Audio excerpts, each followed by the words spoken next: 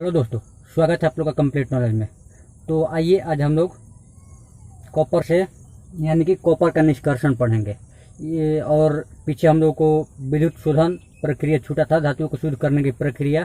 तो इस विधि में जो हम लोग निकालेंगे तो इसमें आपका क्लियर हो जाएगा कि विद्युत अपघटन क्या होता है या विद्युत शोधन धातुओं का। तो चलिए स्टार्ट करते हैं। देखिए, कॉपर का ये अयस्क होता है, कॉपर ऑक्साइड, कॉपर पैराइट, ये सभी अयस्क होते हैं जो प्राकृतिक रूप में पाए जाते हैं। तो देखिए, इसका धातु का निष्कर्षण में क्या किया जाता है कि पहले अयस्कों का सांद्रण किया जाता है। तो इसका सांद्रण क्या करेंगे हम लोग, अयस्क का ये सांद्रण हो गया तो किस विधि द्वारा हम लोग करेंगे। देखिए, पहला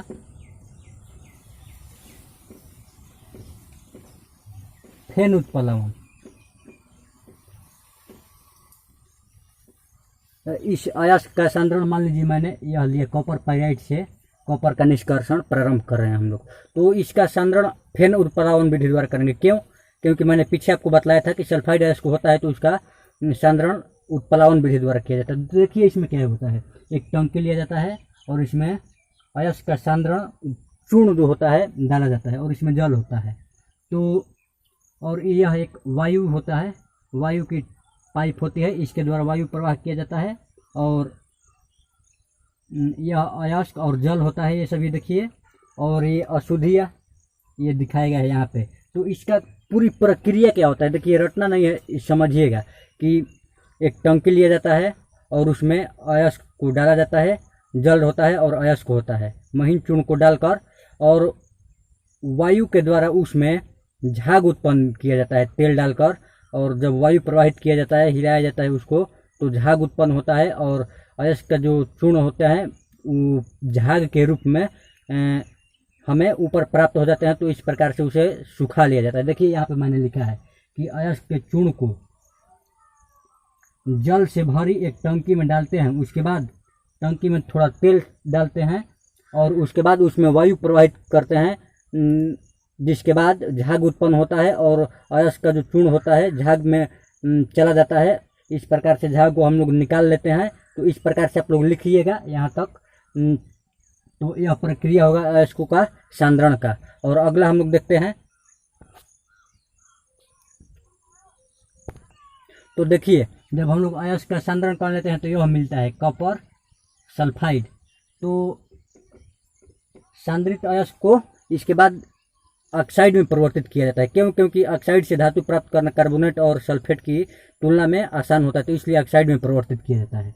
तो देखिए, और इसमें इसको क्या करते हैं हम लोग, भर्जन। और भर्जन ही क्यों करेंगे? क्योंकि सल्फाइड अयस्क को जब ऑक्साइड में परिवर्तन करना होता है तो इसको वायु की उपस्थिति में गर्म किया जाता है, तो यह ऑक्साइड में परिवर्तित हो जाता है धातु के। तो उसी प्रक्रिया को हम लोग भर्जन कहते हैं। यह नोट कर लीजिएगा, पीछे भी मैंने पढ़ाया है। तो इसको क्या करेंगे हम लोग, देखिए, यह वायु है O2 और इससे अभिक्रिया कराया हम लोगों ने, तो यह कॉपर ऑक्साइड यानी कि धातु का ऑक्साइड प्राप्त हुआ हम लोगों को। तो और इसके बाद हम लोग क्या करेंगे, धातु प्राप्त करेंगे। तो देखिए, इसी को Cu2O प्लस Cu2S, तो Cu प्लस SO2। देखिए, यह हमें यहाँ पे धातु प्राप्त हो गया, कॉपर ऑक्साइड और ये कॉपर सल्फाइड। जब इसे गर्म किया जाता है तो मिलता है कॉपर और ये सल्फर डाइऑक्साइड।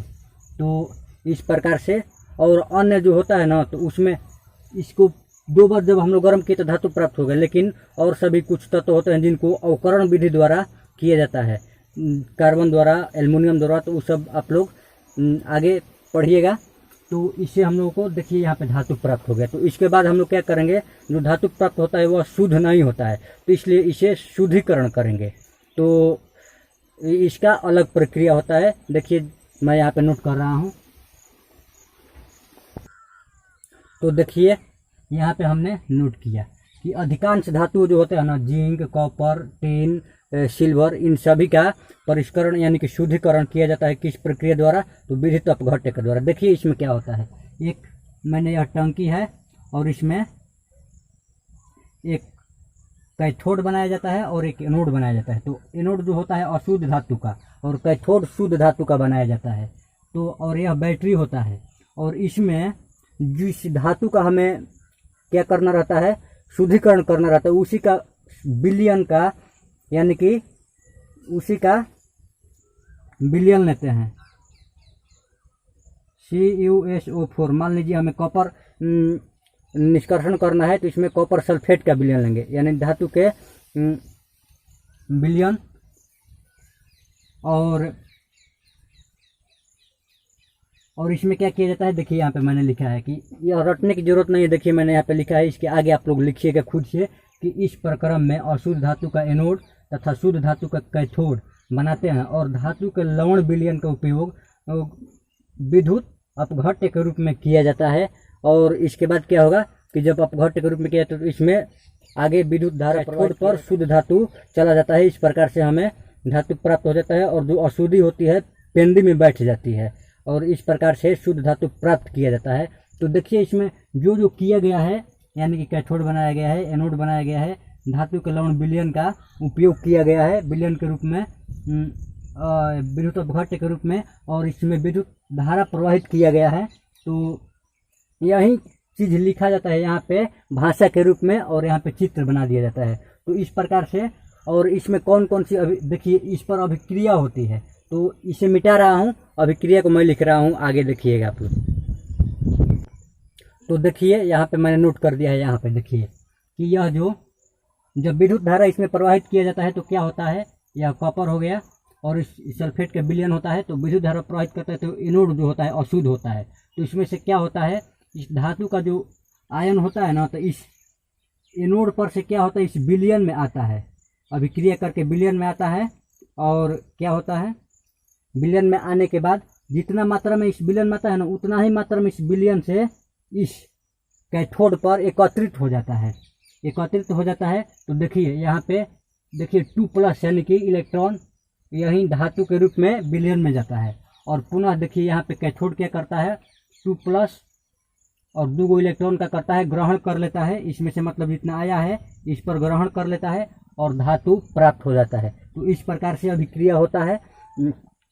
उस भाषा में आप लोग लिख लीजिएगा नीचे उसके कि एनोड पर अभिक्रिया, और अंत में ये लिख लीजिएगा अभिक्रिया। तो इस प्रकार से हमें जो प्राप्त ये धातु हुआ 99% शुद्ध धातु के रूप में प्राप्त होता है। तो समझ गए होंगे आप लोग अच्छे से। इसी प्रकार से आप लोग देखिए ZnS, इससे आप लोग आगे धातु का निष्कर्षण कीजिएगा कौन कौन से अभिक्रिया लगता है। पहला 4 गो अभिक्रिया होता है। देखिए पहले धातु का क्या करते हैं हम लोग, सांद्रण, और दूसरा क्या करते हैं, सांद्रित जो अयस्क होता है सांद्रित, उसको ऑक्साइड में परिवर्तन, और ऑक्साइड में परिवर्तन के बाद क्या करते हैं, धातु का अवकरण, अवकरण करने के बाद धातु का शुद्धिकरण। तो यही 4 प्रक्रिया सभी धातु को निष्कर्षण में लगता है। और कुछ कुछ धातु होते हैं उनमें कम प्रक्रिया भी लगता है, जो मान लीजिए कम क्रियाशील जो धातु होते हैं ना, उनको केवल गर्म कर देने से ही धातु प्राप्त हो जाता है, जैसे सिल्वर, गोल्ड, ये सभी होता है, मरकरी हो गया। तो मिलते हैं अगली वीडियो में।